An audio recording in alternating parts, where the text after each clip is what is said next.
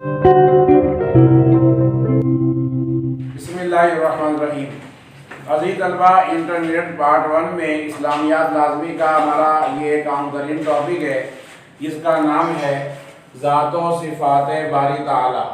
اس کو ہم توحید کی اقسام بھی کہہ دیتے ہیں، اور اس میں سب سے پہلی بات لکھی ہے عقیدہ توحید کی تفصیل یہ ہے کہ اللہ تعالیٰ کی ذات میں، صفات میں اور صفات کے تقاضوں میں اسے یکتا اور بے مثل سمجھا جائے۔ اگر ہم دیکھیں تو ذات و صفات باری تعالیٰ یا توحید کے اقسام میں پہلا پوائنٹ ہے ذات کی یکتائی۔ ذات کی یکتائی، اس کو ہم توحید فی الذات یا توحید بالذات بھی کہہ سکتے ہیں۔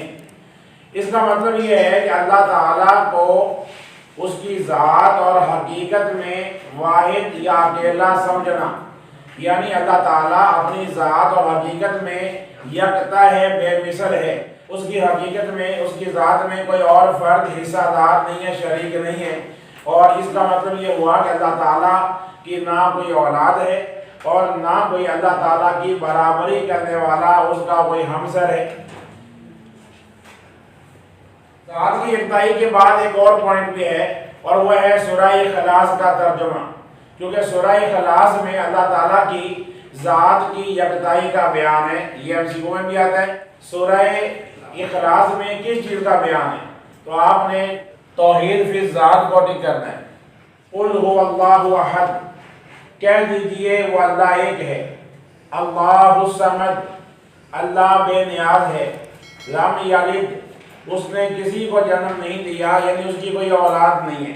ولم یولد، اور نہ وہ کسی کی اولاد ہے۔ ولم یکن لہ کفوا احد، اور کوئی بھی اس کی برابری کرنے والا نہیں ہے۔